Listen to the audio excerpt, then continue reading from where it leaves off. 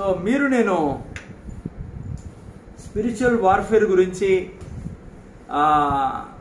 వింటున్నాం చాలా ఒక 2-3 వీక్స్ నుంచి. ఈరోజు నేను చెప్పేది కొద్దిగా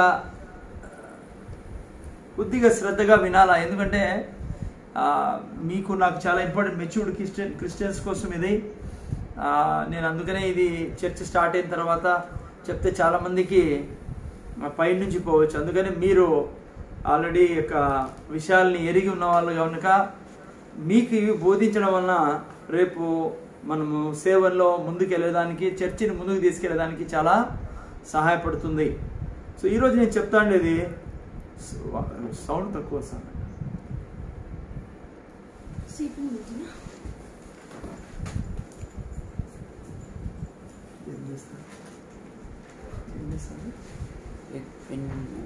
ఉందా దగ్గర ఉందా?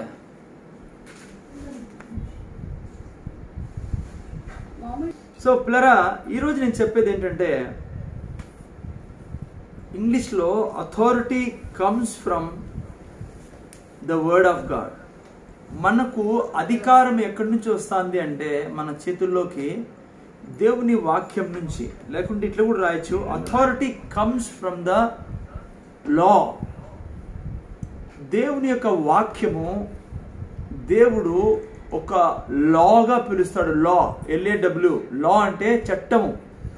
ఇది మీరు నేను బాగా అర్థం చేసుకోవాలా. డీప్లో మీరు నేను వార్ఫేర్ చేయాలన్నా, స్పిరిచువల్లీ స్ట్రాంగ్గా ఉండాలన్నా దేవుని వాక్యము లా. దేవుని దృష్టిలో అది ఆయన చట్టం.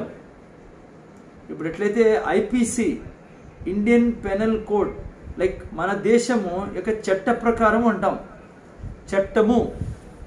దేవుని వాక్యము దేవుడు ఒక చట్టంగా కొలుస్తాడు. మీరు నేను కూడా దేవుని వాక్యాన్ని చట్టముగా ఎంచాలా, లా. ఇప్పుడు మనం మాట్లాడుకునేటప్పుడు ఇంట్లో కూర్చొని ఎప్పుడైనా ఏ విషయమైనా చట్టం ఒప్పుకోదు కదా అంటాం. అట్లాగా దేవుని ప్రతి వాక్యము చట్టం పిల్లరా. దుఃఖకరమైన విషయం ఏమంటే మన భారతదేశ చట్టాన్ని మనం ఎంతో నమ్ముతాం, కానీ దేవుని యొక్క వాక్యాన్ని మనం నమ్మం. అది కారణం ఏమంటే మనకి ఇది ఈ విధంగా తీసుకోం మనము దేవుని వాక్యాన్ని. దేవుని వాక్యము దేవుని చట్టం. ఇప్పుడు మన దేశపు చట్టానికి విరోధంగా పోయినామనుకో శిక్ష లభిస్తుంది. దేవుని వాక్యానికి విరోధంగా పోయినప్పుడు సాతానుకి శిక్ష లభిస్తుంది. మనం కూడా ఆ చట్ట ప్రకారం లేనప్పుడు మనకు ఏమేమి రావాలో రాకుండా అయిపోతాయి. సో ఈరోజు నా యొక్క ప్రీచింగ్ అదే. గాడ్స్ ఇంగ్లీష్లో ఎట్లా our authority comes from the law of God. మన అధికారం ఎక్కడి నుంచి వస్తుంది మనకంటే దేవుని యొక్క వాక్యం నుంచి వస్తుంది. ద లా ఆఫ్ గాడ్ అంటాం మన దాన్ని. మనం దేవుని చట్టం నుంచి మనకు అధికారం లభిస్తుంది. ఇది మీకు అర్థమైనప్పుడు మీ అధికారాన్ని బాగా వాడుకోగలరు మీరు నేను. సో టాపిక్ ఇది. దీన్ని నేను కొద్దిగా విడమర్చి మీకు ఈరోజు చెప్తాను. మత్తయి సువార్త 14వ అధ్యాయము మనం చూసినప్పుడు 22 నుంచి వెయిటింగ్ రూమ్లో ఉన్నారన్న సార్ 2 people.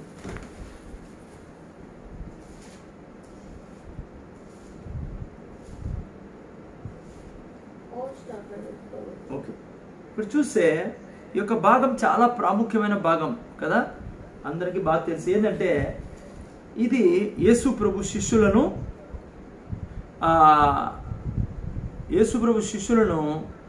అద్దరికి వెళ్ళమన్న సమయం ఇది. మీరు చూసినట్లయితే వెంటనే ఆ జన సమూహములను తాను పంపివేయనంతలో తన శిష్యులు దోణి ఎక్కి తనకంటే ముందుగా అద్దరికి వెళ్ళవాలని ఆయన వారిని బలవంతం చేసెను.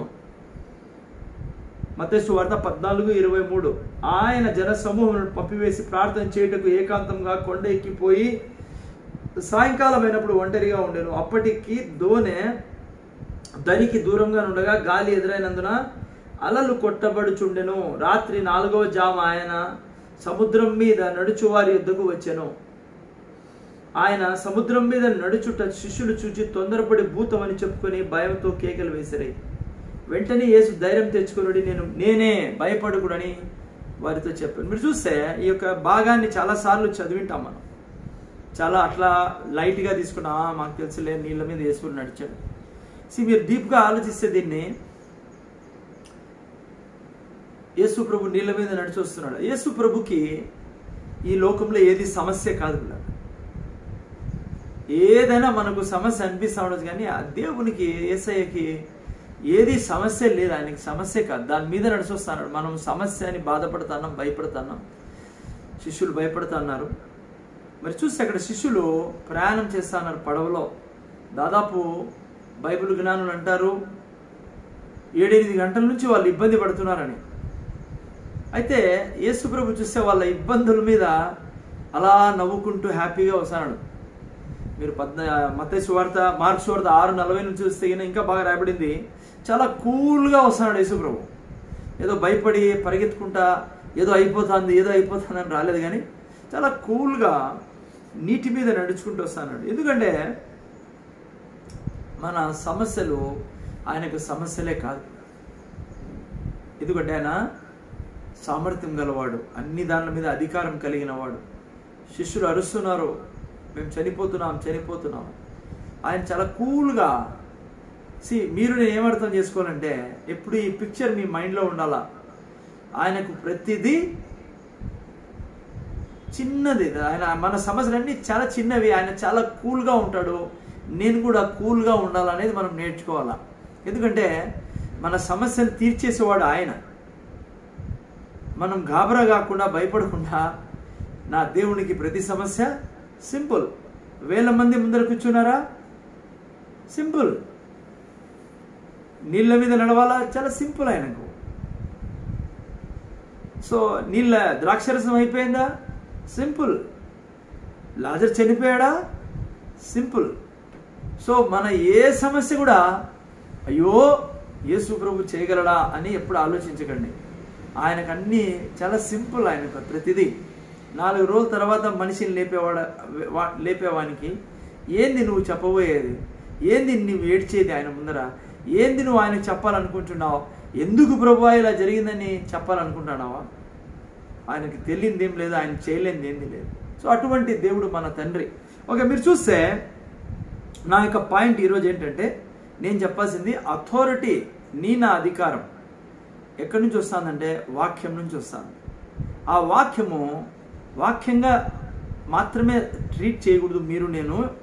నేను ఈరోజు ఏం చెప్తాను అంటే, అది ఒక లా అనేది నీ మనసులో ఉండాలి. ఇప్పుడు లా, ఇట్స్ ఏ లాని అధిగమిస్తే పోలీసు వాళ్ళు లాఠీలతో కొడతారు, లోపల పడేస్తారు, బయటికి రానిరు. ఈ లోకంలో లాని మనం వ్యతిరేకిస్తే లాకి విరోధంగా పోతుంది. ఇదా సో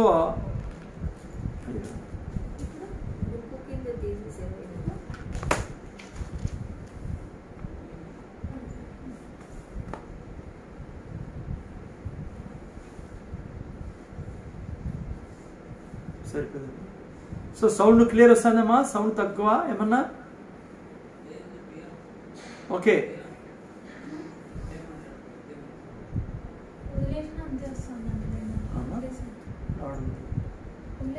ఓకే. ఇట్లా పెట్టుకుంటే బాగా వస్తుందమ్మా. ఇప్పుడు ఇట్లా పెట్టుకుంటే ఓకే, గుడ్. సో చూస్తే పిల్లరా, మనము నా యొక్క ఈరోజు పాయింట్ ఏంటంటే, మన అధికారము వాక్యం నుంచి వస్తుంది. అది వాక్యంగా మాత్రమే తీసుకోక ఇంక నుంచి దేవుని యొక్క లా, దేవుని యొక్క చట్టం అనేది మనకు గుర్తుపెట్టుకోవాలా. ఈ లోకం చట్టం మనం వ్యతిరేకిస్తే నడుములు ఇరుగొడతారు పోలీసులు. దేవుడు నడుములు ఇరుగొడతాడు, మనది కాదు, సాతాన్ది, రోగాన్ని, దారిద్ర్యాన్ని. సో అది మనం గుర్తుపెట్టుకోవాల్సింది. సో ఓకే, నేను లోపలికి తీసుకెళ్తాను మీకు. 28వ వాక్యం మీరు చూస్తే 14:28 పేతురు ఏమన్నాడు? ప్రభువా, నీవే అయితే నీళ్ళ మీద వచ్చుటకు నాకు సెలవిమ్మని ఆయనతో అన్నాను.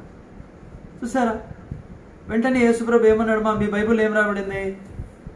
వద్దు వద్దు, నేను యేసును, నువ్వు ఒక వేస్ట్ ఫెలోవి, నీకంత ధైర్యమా అన్నాడా? చక్కగా అన్నాడు, రమ్మన్నాడు. ఎందుకో తెలుసా? ఆయన వచ్చిండేదే నీకు నాకు మనిషికున్న బలం ఏంటో చూపించడానికి. సృష్టిని సృష్టించినప్పుడు దేవుడు అన్నాడు, ఫలించి అభివృద్ధి చెంది వశపరుచుకో, రాజ్యం చేయి, పరిపాలించు. మనిషికి ఎంత అధికారం ఉందో చూపించడానికి వచ్చాడు. కాబట్టి ఎప్పుడు యేసుప్రభు అనలా నువ్వా, నేనెవరో తెలుసా అనలేదు. ఎక్కడ కూడా చూసుకోండి, శిష్యులకి ఎప్పుడు మనిషి యొక్క శక్తి ఏమో చూపించాడు. సో అందుకనే ఇక్కడ చూస్తే యేసుప్రభు రావద్దనలేదు, కానీ వెంటనే అనింది ఏమంటే రమ్మన్నాడు. మరి రమ్మన్నప్పుడు మీరు పేతురు ఇక్కడ నీళ్ళ మీద నడిచాడు కదా. 29లో మీరు చూస్తే ఆయన రమ్మనగానే పేతురు దోణి దిగి యేసు వద్దకు వెళ్ళటకు నీళ్ళ మీద నడిచెను. ఈరోజు నేను స్పిరిచువల్ అథారిటీ గురించి చెప్తున్నాను మీకు. ఇక్కడ మీరు చూస్తే పేతురు ఏమడుగుతున్నాడు యేసు ప్రభుని అంటే, నీ వాక్యమీ నాకు అంటున్నాడు. బాగా శ్రద్ధగా వినండి, ఇది నాకు తెలిసిందే లే బ్రదర్, నీళ్ళ మీద నడిచినాడు పేతురు. కాదు కాదు, నేను వేరే విషయాన్ని చెప్పాలి ఈరోజు. ఇప్పుడు చూస్తే పేతురు యేసు ప్రభుతో అంటున్నాడు, దేవునితో అంటున్నాడు, నాకు నీ వాక్యమే అన్నప్పుడు దేవుడు వాక్యం ఇచ్చాడు.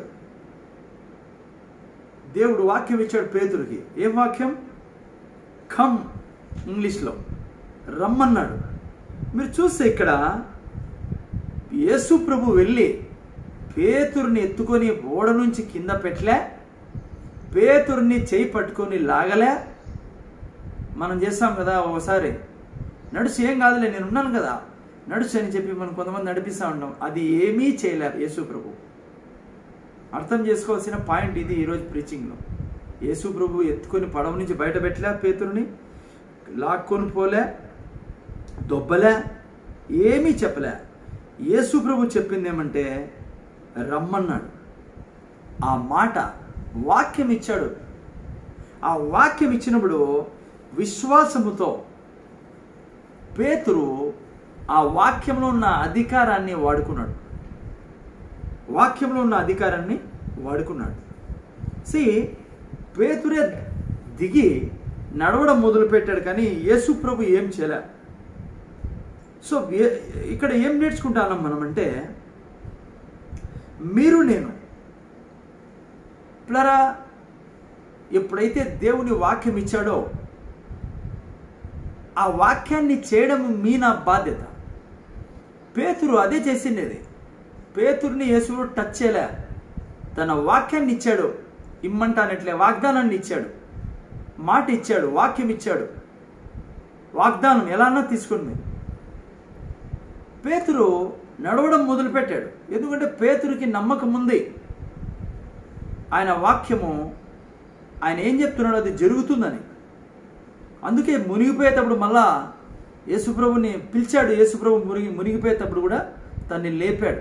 సో పాయింట్ ఏమంటే ఇక్కడ మీరు చూస్తే చాలామంది దేవుని బిడ్డలతో మనతో ఉన్న సమస్య ఏంటంటే, మనం అనుకుంటాము దేవుడే అన్నీ చేసుకుంటాడు, వాక్యం ఇచ్చాడు, వాక్యాన్ని కూడా ఆయనే చేసుకుంటాడు. కాదు, ఇది దేవుడు ఎప్పటికీ నువ్వు లేకుండా ఏమీ చేయలేడు ఇండిపెండెంట్గా. అంటే నీ సహకారం అవసరం దేవునికి. నీ యొక్క పడవ నుంచి దిగడము, నువ్వు నడవడం అవసరం. అప్పుడే దేవుని యొక్క వాగ్దానము దేవుడు మన జీవితంలో నెరవేర్చగలడు. చాలామందితో సమస్య ఏమంటే, దేవుడు నాకు ఈ మాట ఇచ్చాడు, వాగ్దానం ఇచ్చాడు, నేను ఊరికే కూర్చొని ఉంటాను, ఆయనే అన్నీ చేసుకుంటూ ఉంటాడు. అది జరగదు పిల్లరా. మీరు చూస్తే పేతురు దేవుడు వాక్యం ఇచ్చాడు, ఆ వాక్యాన్ని పట్టుకొని పేతురు ఏం చేశాడంటే ఆ వాక్యంలో ఉన్న శక్తిని వాడుకున్నాడు. అంటే ఆ వ్యక్తి దిగి నడవడం మొదలుపెట్టాడు. నడవడం మొదలుపెట్టినప్పుడు ఆ వ్యక్తి నడిచాడు, మునిగిపోసాగాడు. ఎప్పుడు? వాక్యాన్ని పట్టుకున్నప్పుడు చెప్పినప్పుడు వాక్యం ప్రకారం చేసుకుంటూ పోయినప్పుడు తను ఏం కావాలో అది జరుగుతూ పోతోంది. నడుస్తూ నడుస్తూ ఎప్పుడు మునిగిపోసాగాడు కళ్ళు మళ్ళా వాక్యం మీద నుంచి తీసినప్పుడు. సో ఏంటి నేను మీకు ఈరోజు చెప్పాల్సిందేమంటే, దేవుని వాక్యము దేవుని చట్టం పిల్లల. దేవుని వాక్యం ఏం చెప్తాందో అది నీ జీవితంలో ఖచ్చితంగా నెరవేరుస్తుంది ఆ వాక్యం. కానీ నీ యొక్క భాగము నువ్వు చేయాలా, నేను చేయాలా? ఇప్పుడు చూడండి, దీనికి ఉదాహరణ మీకు ఇస్తాను. సపోజ్ బైబిల్ చెప్తుంది, మనం అథారిటీ గురించి మాట్లాడుతున్నాం, స్పిరిచువల్ అథారిటీ ఈరోజు సబ్జెక్టు.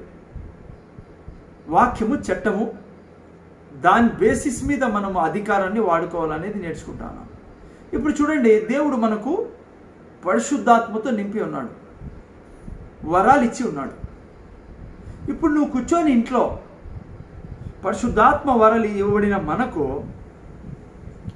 పరిశుద్ధాత్మతో నిండి పరిశుద్ధాత్మతో ఉన్నాం కాబట్టి ఆయన వరాలు మనలో ఉన్నాయి కాబట్టి నువ్వు ఇంట్లో కూర్చొని ఎంత ప్రార్థన చేసినా దేవుడు వచ్చి ఎత్తుకొని పోయి నీ చేయి పట్టుకొని ఎవరి మీద పెట్టాడు, రోగుల మీద.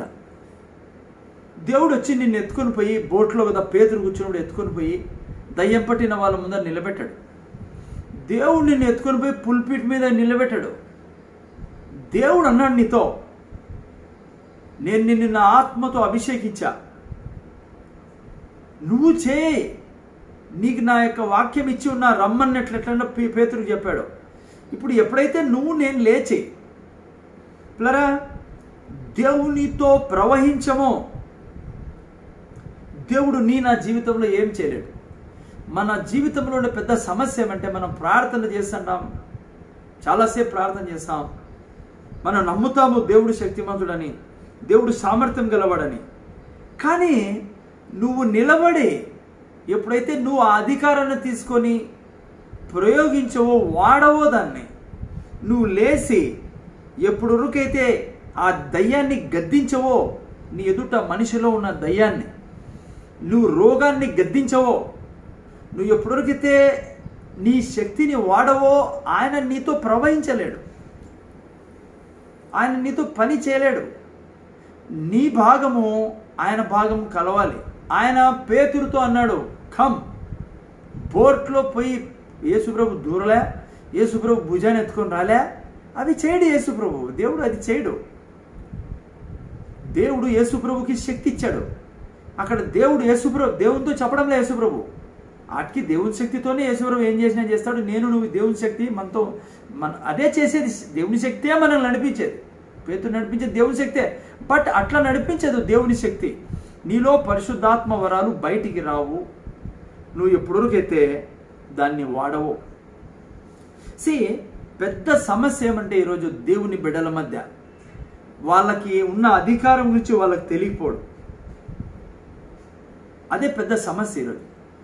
పేతురుకి తెలుసు యేసుప్రభు నీళ్ళ మీద నడుస్తున్నాడు, నేను కూడా అద్భుతం చేయగలనని. ఊరికే అది అనుకొని ఈ ఇన్ఫర్మేషన్ తెలుసుకొని ఉంటే ఏం ప్రయోజనం అయ్యేది పేతురుకి? పేతురు అద్భుతం చేయలేకపోయేవాడు. ఊరికే ఏదో నమ్మి ఏదో ఉంది అనుకొని, దేవునికి చాలా శక్తి ఉంది, యేసుప్రభుకి చాలా శక్తి ఉంది అనుకొని ఉండింటే పని జరిగేది కాదు. పేతురు ఏం చేశాడంటే, ఆయన నడవగలడు, ఆయన చెప్తే నేను కూడా చేయగలను, నడవగలను, ఆ యొక్క లాని వాడుకున్నాడు. ఇప్పుడు చూడండి, యోహాను సువార్త 14:12 ఏం రాయబడింది? అందరూ తీసి చదవండి. చాలా ముఖ్యమైన వాక్యం నీకు నాకు. నా జీవితం దీని మీద ఆధారపడి. 14:12 యోహాను సువార్త 14:12 చూస్తే, నేను తండ్రి యొద్దకు వెళ్ళుచున్నాను. ఎవరు? యేసుప్రభు. గనుక, ఎందుకంట నేను తండ్రి దగ్గరికి వెళ్తానా గనుక, అందుకని నేను చేయు క్రియలు నాయందు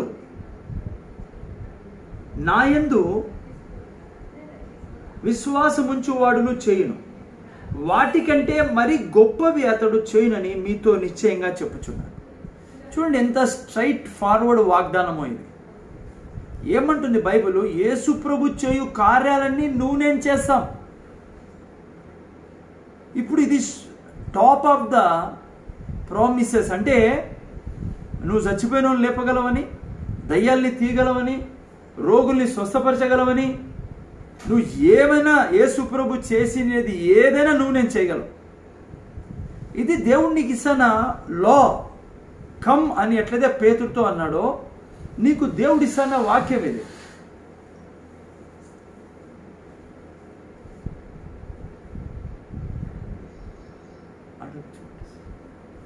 సో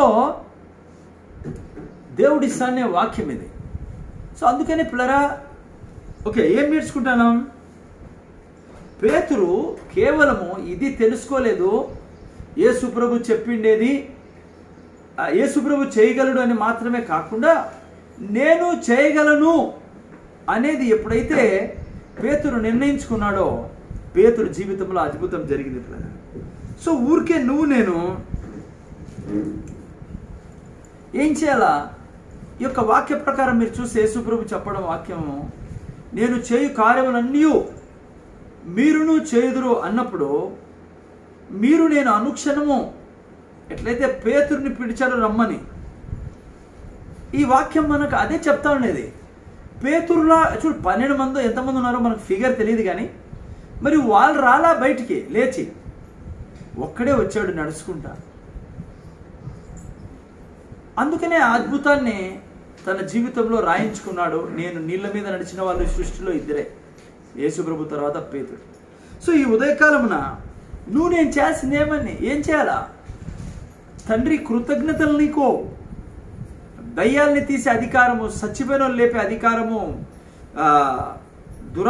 రోగుల్ని స్వస్థపరిచే అధికారము, చీకట్లో ఉన్న వారిని వెలుగులోకి తెచ్చే అధికారం నాకు ఇచ్చినందుకు కృతజ్ఞతలు తండ్రి అని మన యొక్క బోట్ నుంచి బయటికి రాలా మనం. లేకుంటే ఏమీ చూడలేం జీవితంలో. దేవుని లా నీ జీవితంలో నెరవేరదు ఎప్పటివరకైతే నువ్వు ఫ్లో కావో, దేవునితో నువ్వు ఆ పని చేయవో. ఇప్పుడు యేసుప్రభు చేశాడు, నేను చేయి కార్యములన్నీ మీరు చేయదురని 14:12. ఇంకా మీరు బోట్లో కూర్చొని ఇంకా యేసుప్రభు ఏదైనా చేయమని కూర్చోవడంలో ఆ 11 మంది మాదిరి మన జీవితం ఉండిపోతుంది. కానీ మన జీవితంలో అద్భుతాలు ఎవరు చూడలేరు. నీ జీవితంలో నీ జీవితం గురించి ఎవరు మాట్లాడుకోలేరు. ఈరోజు ఉదయం పేతురు గురించి మాట్లాడుకుంటున్నాం. ఎందుకు ఇతర శిష్యుల గురించి మాట్లాడుకోవడం లేదు? మనము ఎందుకు ఆంధ్రేయ గురించి మాట్లాడుకోవడం లేదు? నేను చెప్తున్నా, నీ గురించి నా గురించి అనంతపురం పట్టణం ఎందుకు మాట్లాడుకోవడం లేదు? ఎందుకు మాట్లాడుకోవడం లేదు? పట్టణం నా గురించి, నీ గురించి ఎందుకో తెలుసా? మనం ఇంకా అడుగుతూనే ఉన్నాం. యేసుప్రభు అంటున్నాడు రమ్మంటున్నాడు, యేసుప్రభు అంటున్నాడు నేను చేయి కార్యాలన్నీ నువ్వు చేస్తావు. నాకంటే నేను చేసిన కార్యాల కంటే మించిన కార్యాలు చేస్తావు. శక్తి ఆయనది, పేరు ఆయనది. కానీ నేను కూర్చొని ఉండి ఆయన ఇంకా ఏదో చేస్తాడు, మాట ఇచ్చిందే కాక ఆయన ఇంకా నన్ను ఎత్తుకొని పోతాడంటే, ఆ 11 మంది మాదిరి నీ జీవితంలో ఏ అద్భుతం చూడలేవు, ఎవరు నీ ద్వారా ఆశీర్వదింపబడలేరు. ఓకే, సో మీరు చూస్తే పిల్లరా, ఒక స్టడీ జరిగింది. ఒక స్టడీ అంటే కొంతమంది దైవజనులు కొన్ని స్టేట్లలో, రాష్ట్రాల్లో, దేశాల్లో, అమెరికా లాంటి దేశాల్లో స్టడీ చేస్తూ ఉంటారు. ఆ స్టడీ ఏం జరిగిందంటే, క్రైస్తవుల మధ్య ఎక్కువగా ఫ్రస్ట్రేషన్లో ఉండేవాళ్ళు ఎవరు అనే సర్వే తీసినప్పుడు పరిశుద్ధాత్మతో నిండిన వాళ్ళే ఎక్కువగా ఫ్రస్ట్రేషన్లో ఉంటారని. అంటే ఒక రకంగా చాలా దిగులుగా, చాలా లైక్ బాధలో ఉంటారండి పరిశుద్ధాత్మతో నిండిన వాళ్ళు. ఫ్రస్ట్రేషన్లో తెలుగులో ఏమంటారేమో, ఫ్రస్ట్రేషన్లో ఉంటారు ఎప్పుడు వాళ్ళు. ఎందుకో తెలుసా? డినామినేషనల్ క్రిస్టియన్స్ ఫ్రస్ట్రేషన్లో ఉంటారు. డినామినేషన్ అంటే ఎవరు? చాలామంది క్రైస్తవులు డినామినేషనల్ క్రిస్టియన్స్ ఎవరంటే, రక్షణ పొందుకున్నాం, చనిపోయిన తర్వాత స్వర్గానికి వెళ్తాం, అక్కడ దయ్యాల్ని తీసాం, అక్కడ రోగుల్ని స్వస్థపరుస్తాం, ఏం జరిగినా ఆడే, ఈడ ఏమీ లేదు, ఈడ రోగాలు వచ్చినా భరించాల్సిందే, దేవుడు రోగాలు పెడతాడు, కష్టాలు. డినామినేషన్ చర్చెస్ అట్లా ఉంటుంది వాళ్ళ విశ్వాసం. ఈ యొక్క పరిశుద్ధాత్మతో నిండిన వాళ్ళు అంటే స్పిరిట్ ఫిల్డ్ క్రిస్టియన్స్లో ఫ్రస్ట్రేషన్ ఎందుకు ఉంటుందంటే, వీళ్ళకి తెలుసు దేవుడు శక్తిమంతుడు, వీళ్ళకి తెలుసు నేను పరిశుద్ధాత్మతో నిండి ఉన్నా, వీళ్ళకి తెలుసు నేను యేసు ప్రభు చెప్పి ఉన్నాడు రోగులను స్వస్థపరచాలా, నేను దయ్యాలని తీయాలా, కుష్ఠరోగులను స్వస్థపరచాలా, చచ్చిపోయిన వాళ్ళు లేపాలా, ఇవన్నీ వీళ్ళకి తెలుసు. ఫ్రస్ట్రేషన్ ఎందుకుంటారంటే వీళ్ళ దగ్గర ఉండే సమస్య ఏమంటే ఆత్మతో నింపబడిన వాళ్ళు, అంటే మీలాంటి నాలాంటి వాళ్ళు ఒక రకంగా చెప్పాలంటే. మనం ఇంకా కూడా ఎక్స్పెక్ట్ చేస్తా అంటాము దేవుడు ఇంకా ఏందో చేయాలా. అంటే పేతుర్ని కదా సంఖలో పెట్టుకొని, పిల్లోని కదా మనం సంఖలో పెట్టుకుని పోయి రోడ్లో దించి చేయి పట్టుకొని నడిపిస్తామే, ఆ టైప్లో ఇంకా ఏందో చేయాలా, దేవుడు ఏదో మిగిలిపోయింది అనేది మన యొక్క భావన. అందుకే చాలా ఫ్రస్ట్రేషన్ ఉంటాం. మనం అందరికీ చెప్తాం యేసు ప్రభు నామంలో దయ్యాలు పోతాయి, రోగులు స్వస్థ పొందుతారో అన్నీ చెప్తాం మనం. కానీ మన జీవితంలో జీవించే విధానంలో వచ్చేటప్పటికి మనం అనుకుంటాము ఏదో ఇంకా దేవుడు చేయాలని, నేను నా చేతిలో ఇంకా లేదని. అందుకే మన పేరు మీద ఏ అద్భుతాలు రాయబడవు, ఫ్రస్ట్రేషన్ రాయబడుతుంది. ఒక ఫ్రస్ట్రేషన్ వచ్చేస్తుంది, ఏంట్రా దేవుడు ఇంత బైబిల్లో రాశాడు, ఎన్ని నేను ఎందుకు చేయలేకపోతాను అంటే నువ్వు బయటికి రావడంలా, నీలో ఉన్న అభిషేకాన్ని వాడుకోవడంలా, నీలో ఉన్న వరాల్ని వాడుకోవడంలా, నువ్వు వెళ్ళే కొద్దీ తుఫాన్ని గాలిని చూడకుండా నువ్వు నడుచుకుంటూ పోతావు. ఎందుకంటే నీకు రమ్మన్నాడు ఆయన, అంటే నీకు వాక్యం ఇచ్చినాడు, చట్టం నీ పక్షం ఉంది, చట్టం నిన్ను సపోర్ట్ చేస్తా ఉంది. క్రైస్తవుల యొక్క ఎప్పుడు ప్రార్థన ఏంటంటే, ఇంకా దేవునితో ఎప్పుడు చేసే ప్రార్థన, వాళ్ళు డినామినేషన్ చర్చ నేను చేయరు పాపం, వాళ్ళు ఎంతున్నా కూడా ప్రభువా వాళ్ళని దీవించు, స్వస్థపరచు, మనలాగా ఉండదు వాళ్ళది. మన దగ్గర ఉండే పెద్ద సమస్య ఏమంటే ఎక్కువగా ప్రేయర్ చేసేది తెలుసా మనము, పవర్ ఈ తండ్రి ఏమా సామర్థ్యంతో నింపు తండ్రి, లార్డ్ నీ పవర్తో నింపు. నీకు తెలుసా అసలుకి నీకు ఎంత పవర్ ఉందో? చూడండి 2-3 రెఫరెన్స్ చూపిస్తాం. మనం చేసే పెద్ద ప్రార్థనలో ఇది ఒక ముఖ్యమైన ప్రార్థన.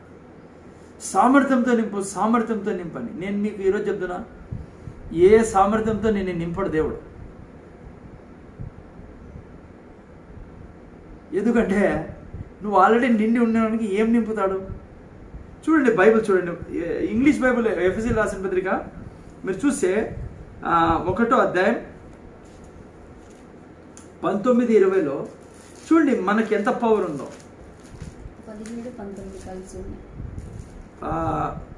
19-20 ఓకే నేను చదువుతాను. ఓకే ఇక్కడ కలిసి ఉన్నాయని 20 నుంచి చదువుతాను. ఆయన తన బలాతిశయము చేత క్రీస్తును మృతుల్లో నుండి లేపి సమస్తమైన ఆధిపత్యము కంటేను, అధికారము కంటేను, శక్తి కంటేను, ప్రభుత్వము కంటేను, యుగమునందు మాత్రమే గాక రాబో యుగమునందును పేరు పొందిన ప్రతి నామం కంటేను ఎంతో హెచ్చుగా పరలోకమునందు ఆయనను తన కుడిపార్శ్వన కూర్చుండి పెట్టుకుని ఉన్నాడు.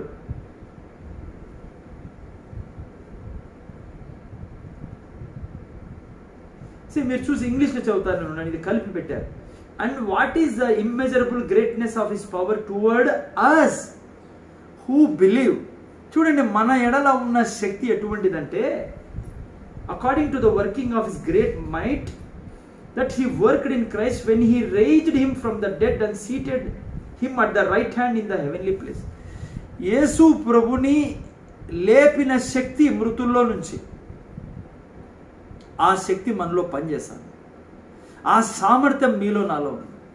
ఆ తర్వాత ఇంకా క్లియర్గా అర్థమయ్యేదానికి రోమిల్ రాసిన పత్రిక 8:11 చదివితే, యేసు ప్రభుని మృతుల్లో నుంచి లేపిన దేవుడు మీలో నాలో నివసిస్తా ఉన్నాడని చెప్తుంది.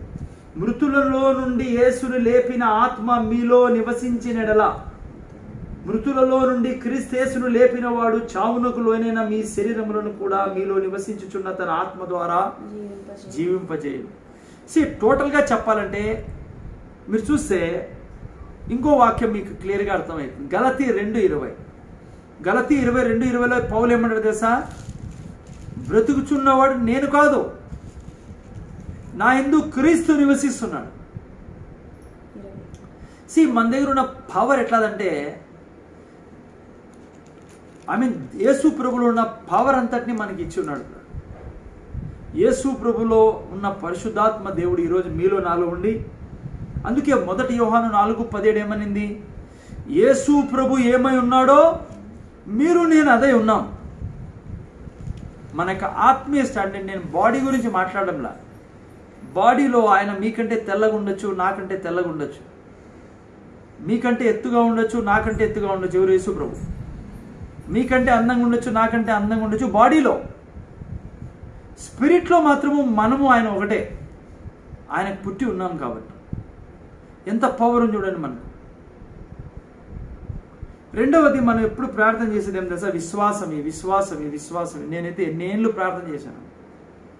ఏం విశ్వాసం ఇయ్యాల నీకు నాకి? యేసయ్యలో ఉన్న విశ్వాసం మనలో ఉంది. రోమిల్ రాసిన పత్రిక 12:3 ప్రకారం, ఆ తర్వాత 2 పేతురు 1:1 ప్రకారం పేతురు అన్నాడు, మాలో ఉన్న విశ్వాసము మీలో ఉంది అని. ఆ తర్వాత ఇదే గలతీ 2:20 చూస్తే, యేసయ్య విశ్వాసంతో నేను బ్రతుకుతానంటాడు పౌలే గలతీ 2:20. పౌలు అంటాడు, యేసయ్య దగ్గర ఉన్న విశ్వాసంతో నేను జీవిస్తాను. యేసయ్య దగ్గర ఉన్న విశ్వాసం మనలో ఉంది, యేసయ్య దగ్గర ఉన్న సామర్థ్యం మనలో ఉంది.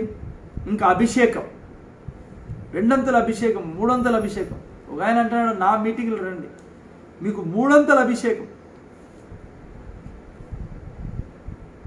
అభిషేకం యొక్క పాత్ర మనం, అభిషేకం నిండిన వాళ్ళం. 1 యోహాను 2:20 చూడండి. 1 యోహాను 2:20లో మీరు చూసినట్లయితే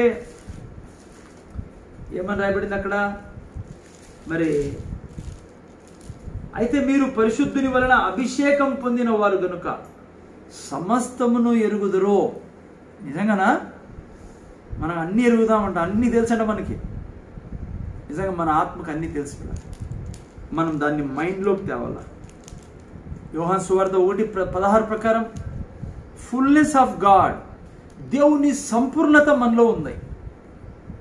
అందుకే 1 యోహాను 4:4లో మీలో ఉన్నవాడు ఈ లోకంలో ఉన్నవానికంటే గొప్పవాడు. ఏంటి మనలో లేని పిల్లరా? ఏంటి మనం అడుగుతాండి అది? విషయం ఏమంటే, నేను చెప్పాల్సింది ఈరోజు, దేవుడు మనల్ని అన్నిటితో ఎక్విప్ చేసి పెట్టి ఉన్నాడు. ఇప్పుడు అడిగేదానికి ఏంది లేదు. మీరు నేను పేతురు టైంలో బైబిల్ రాయబడలేదు, అందుకే అడిగాడు, అందుకే యేసుప్రభు నాడు రమ్మన్నాడు. ఇప్పుడు మీరు నేను అడిగేకి ఏంది లేదు. మీకు నాకు రాసి ఇచ్చాడు.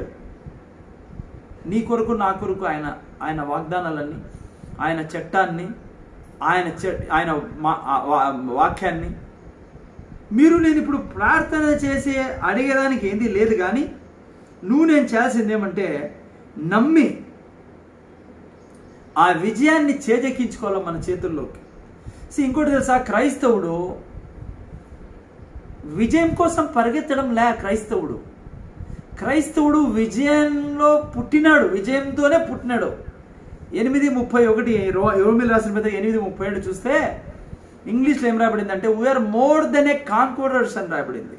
ఎందుకంటే యేసయ్య కాన్క్వరర్, విజయం పొందుకుని మనల్ని కన్నాడు. మనం అందుకే విజయం కోసం పరిగెత్తడంలా. మనము విజయం మంది ఆల్రెడీ, అందుకే విజయులుగా జీవిస్తున్నాం మనం. యాక్చువల్గా ఏంటంటే, ఇది మీకు నాకు ఇచ్చిన అధికారాన్ని మనం వాడుకునే దాని మీద ఆధారపడి ఉంది పిల్లరా. పేతురులాగా మీరు చూస్తే, ఎలీషా అంటాడు ఓ చోట, ఏలియా యొక్క దుప్పటి పన్నప్పుడు ఏమన్నాడు తెలుసా మీకు? ఎలీషా ఏమన్నాడు తెలుసా? ఆ దుప్పటి తీసుకొని నీళ్ళ మీద కొడతాడు, యోర్దాన్ నది మీద కొట్టి అంటాడు, ఏలియా దేవుడు ఎక్కడా అని. కొత్త నిబంధనలో వింటానరా అందరూ, కొత్త నిబంధనలో ఏలియా యొక్క దేవుడు ఎక్కడా అని దుప్పటి కొట్టకూడదు మనం. ఇప్పుడు కొట్టాల్సిన దుప్పటి ఏం తెలుసా? దేవుని యొక్క ఏలియాలు ఎక్కడా అని. ఏలియా దేవుడు ఎక్కడ కాదు. ఇప్పుడు దేవుని యొక్క ఏలియాలు ఎక్కడున్నారో మనమంతా దేవుని యొక్క ఏలియాలు. మనకు దుప్పటి కాదు పైన పడింది, దేవుడే వచ్చి లోపల నివసిస్తున్నాడు. ఇప్పుడు ఈ ఏలియా లేయాల, ఈ ఎలీషా లేయాల. వాళ్ళందరూ పాత నిబంధనలో ఉండే వాళ్ళే అంత సామర్థ్యమైన కార్యాలు చేస్తే. అందుకనే అథారిటీ అనే పదం వచ్చినప్పుడు పోలీస్ని ఎప్పుడు గుర్తుపెట్టుకో. పోలీసు వాళ్ళ అథారిటీ వాడుకోకుంటే, అథారిటీ ఉంది కానీ వాడుకోకుంటే ఏమవుతుంది? అది అలా పడి ఉంటుంది అంతే. వాళ్ళకి సామాన్యమైన మనుషులకి తేడా ఏంటి? గవర్నమెంట్ అధికారం ఇచ్చింది, అథారిటీ ఇచ్చింది, ఎస్పీకి ఇచ్చింది, డిఎస్పీకి ఇచ్చింది, కమిషనర్కి ఇచ్చింది. వాళ్ళు సప్పబడితే నష్టపోయేది వాళ్ళు ప్లస్ ప్రజలు. సో పోలీస్ ఏ రకంగా తన అధికారాన్ని వినియోగిస్తాడో, ఆత్మీయ లోకంలో మీరు నేను అథారిటీని వాడకుంటే నీ నిండా అది అధికారం ఉంది, నీ నిండా సామర్థ్యం ఉంది, నువ్వు యేసయ్య ఏమై ఉన్నాడో ఆ సామర్థ్యం బలం కలిగిన వాడు. కానీ నువ్వు అధికారాన్ని వాడుకోకుంటే నీ జీవితంలో అది అలా ఉండిపోతుంది, లోపల అలా చచ్చిపోతావు. నీ వల్ల ఎవరికి లాభం లేదు, నీ వల్ల నీకు లాభం లేదు. ఓకే, సో ఇంకో విషయాన్ని నేను మీకు బాగా నచ్చజెప్పాలని ఆశపడుతున్నా. ఈరోజు నేను ఆల్రెడీ చెప్పా, క్రైస్తవులు అర్థం చేసుకోవాల్సింది ఏమంటే దేవుని వాక్యము దేవుని చట్టం. దేవుని వాక్యము దేవుని చట్టం అంటే ఆత్మీయ లోకంలో దేవుని వాక్యము చట్టముగా పనిచేస్తుంది. భౌతిక లోకంలో మన దేశము చట్టం మనకు పనిచేసినట్లుగా అంత సామర్థ్యం ఉంటుంది ఆత్మీయ లోకంలో దేవుని వాక్యానికి. అందుకే అన్ని నామములు లోబడాల్సిందే ఆ నామానికి. ఇప్పుడు చూస్తే ఒకసారి నేను ఈ చట్టము ఎంత బలమైందో మీకు కొన్ని వాక్యాలు చూపిస్తాను. నేను కీర్తన 89:34 మీరు చదివినట్లయితే చూడండి ఏం రాయబడింది. కీర్తన 89:34లో నా నిబంధనను నేను రద్దుపరచను, నా పెదవుల గుండా. చూడండి ఎంత మంచి మాట. నా పెదవుల గుండా బయలు వెళ్ళిన మాటను మార్చను. అంటే నేను యేసు ప్రభు చేసిన కార్యాలన్నీ చేస్తాము అనేది రద్దుపరచబడదు. ఆయన పెదవుల నుండి వచ్చినది. పేతురు కోసము నడు అనేది ఆయన పెదవుల నుండి వచ్చినది కాబట్టి అది రద్దు చేయబడదు, అది మారదు. అందుకే చూడండి 138:2లో ఒక మంచి మాట రాయబడింది. కీర్తన 138:2లో ఏం రాయబడిందంటే, నీ పరిశుద్ధాలయం తట్టు నేను నమస్కారం చేయుచున్నాను, నీ నామం అంతటి కంటే నీవిచ్చిన వాక్యమును నువ్వు గొప్ప చేసి ఉన్నావు. చూడండి, యేసు నామం అన్ని నామముల కన్నా పైనామం, దాంట్లో డౌట్ లేదు. కానీ వాక్యాన్ని దేవుడు తన నామం కంటే పైన పెట్టాడు. అంటే నిజంగా చెప్పాలంటే అర్థం చేసుకునే దానికి దేవుడు కూడా వాక్యానికి లోబడే ఉంటాడు. ఈ సృష్టిలో అతి పెద్దది ఏందో తెలుసా? ఈ సృష్టి అంతటిని నడుపుతా అనేది దేవుని వాక్యం. హెబ్రీయులకు రాసిన పత్రిక 1:3 చదివితే సమస్త సృష్టి నడపబడతా అనేది దేవుని వాక్య మూలంగా. అమ్మ అర్థమైందా? దేవుని వాక్యము పక్కకి తప్పితే సృష్టి అంతా నాశనం అయిపోతుంది. ఈ యొక్క సూర్యుడు టయానికి వస్తున్నాడు, చంద్రుడు టయానికి వస్తున్నాడు, ఈ యొక్క నక్షత్రాలు, సముద్రాలు, ప్రతిదీ తన యొక్క ప్రాపర్గా జరుగుతుంది. అమావాస్య ఎప్పుడు రావాలో అప్పుడు వస్తుంది, పున్నమి ఎప్పుడు రావాలో అప్పుడు వస్తుంది. ఎందుకు? ఎందుకంటే దేవుని యొక్క వాక్యము నడుపుతుంది వీటన్నిటినీ. అందుకే దేవుని వాక్యం అట్లా ఇట్లా అయితే మాత్రము మొత్తం సృష్టి నాశనం అయిపోతుంది.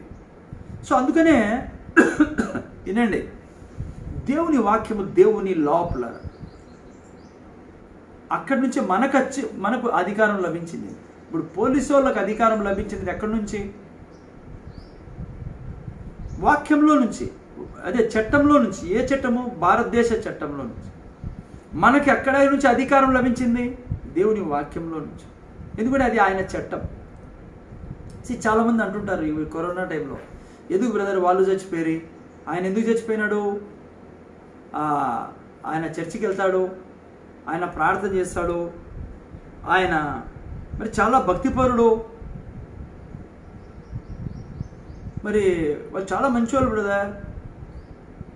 మీకు నాకు అర్థం కావాల్సింది ఏమంటే, దేవుని యొక్క సృష్టిలో దేవుని లా పని చేస్తూ ఉంది పిల్లలు. మీకు నాకు బాగా కనపడచ్చు వాళ్ళు, కానీ వాళ్ళు ఆ లా ప్రకారము నడుస్తున్నారా లేదా అని మనకు తెలీదు లోపల. అందుకనే మనం దేవుణ్ణి తప్పు పట్టకూడదు. దేవుని యొక్క లా ఏంటి? దేవుడు నిన్ను దీర్ఘాయుతో తృప్తిపరిచున్నాడు. ఈనాల మీరు క్రైస్తవులు, ఎందుకంటే మనకే ఎక్కువ డౌట్, ముఖ్యంగా స్పిరిట్ ఫిల్డ్కి ఎక్కువ డౌట్, డినామినేషన్లో డౌట్ ఉండదు. పోయినారంటే వాళ్ళు వేసేదేమో తెలుసా? బ్రదర్, దేవుడే చంపేస్తే ఎవరేమో ఆపుతారు చెప్పండి సార్? దేవుడే అతన్ని చంపేసినాడు, దేవుడే అతన్ని చిన్నప్పుడు మధ్య వయసులోనో 50లోనో 60లోనో దేవుడు తీసిపోతే ఎవరేం చేస్తారు చెప్పండి అని వాళ్ళు తప్పించుకుంటారు. పాపము వచ్చేది ఇబ్బంది మనకి, ఎందుకంటే మనకు తెలుసు దేవుడు చంపడం, దేవుడు చేయడా పని. అయితే మనకు చట్టం ఏం చెప్తుంది? దేవుని చట్టము ఆ వ్యక్తి గురించి చిన్న వయసులో చచ్చిపోయినాడు అనుకోండి, ఎవరన్నా కానీ, అతను పెద్ద దైవసేవుడు కానీ, ఏసన్న కానీ, ఎవరన్నా కానీ పెద్దోళ్ళు, దేవుణ్ణి తప్పు పట్టలేం పిల్లరమ్మ.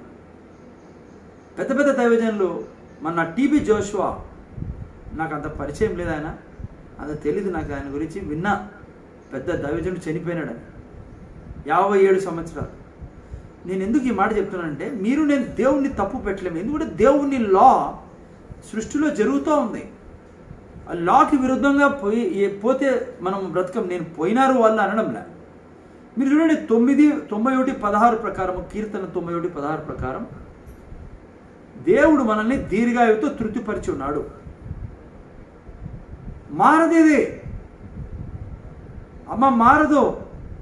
లేసా వాళ్ళ ఇంట్లో కొద్దిగా వాళ్ళు చల్లబడే క్రైస్తవులు, వాళ్ళ కోసం చట్టం మార్చేశాడు దేవుడు. నో సార్, చట్టం మారదు. దేవుని చట్టం, దేవుని నోట్లో వచ్చినది రద్దుపరచబడదు. నిన్ను నన్ను దీర్ఘాయువుతో తృప్తిపరిచాడు, నీ చేతుల్లో పెట్టేశాడు. కానీ ఇక్కడ అమ్మ వినాలి, మీరు ఇప్పుడు అమ్మ వినాలా, ఎందుకంటే కన్ఫ్యూజన్లో క్రైస్తవులు ఎక్కువ. అది మనట్ల వాళ్ళ స్పిరిట్ ఫిల్డే కన్ఫ్యూజన్లో ఉండేది ఎక్కువ. కారణం ఏమై ఉండొచ్చు? ఆ వ్యక్తి యొక్క సంబంధం దేవునితో ఎలా ఉంది? ఆ వ్యక్తి దేవునితో సంబంధంలో ఉన్నాడా? చర్చికి వస్తాడు సార్, టైత్ ఇస్తాడు సార్, అన్ని పనులలో ముందరుంటాడు సార్, కానీ ఆయనకి ఏ జ్ఞానం ఉంది దేవుని ఎడల? ఆ చట్టం గురించి తెలుసా? ఆయనకు కష్టం వచ్చినప్పుడు నిలబడతానడా? ఇది నన్ను దీర్ఘాయువుతో తృప్తిపరుచున్నాడు నా దేవుడు, ఇది నా దేవుని తరఫున కాదు, ఇది మరణం నాకు లేదు, మరణపు ఆత్మని గద్దిస్తున్నాడా? డాక్టర్ అన్నాడు నువ్వు చనిపోతావు, నువ్వు అన్నారా? నీ సైంటిఫికలీ నువ్వు చెప్తా ఉండొచ్చు, నా దేవుడు ఏం చెప్పాడు నేను చెప్తానని చూడు, నాకు దీర్ఘాయువు ఇవ్వబడింది, నేను చనిపోను, మరణపు దూత యేసు నామములో ఆజ్ఞాపిస్తున్నా, దూరం పో నా జీవితం నుంచి, నా కుటుంబం నుంచి. యేసయ్య నువ్వు చనిపోయి పాతి పెట్టబడి 3వ దినం తిరిగి లేయడం వలన నాకు ఆరోగ్యం లభించిండేది, నేను వదలను, ప్రతిదీ నాశనం చేస్తున్నాను నేను, ప్రతి రోగాన్ని. నువ్వు ఎప్పటివరకైతే అధికారం తీసుకోవో, నేను చెప్తున్నా ఏం జరుగుతుందో, నువ్వు దేవుని చేతుల్నే కట్టేస్తావు. నీకు తెలుసా బైబిల్ ఏమంటుందో?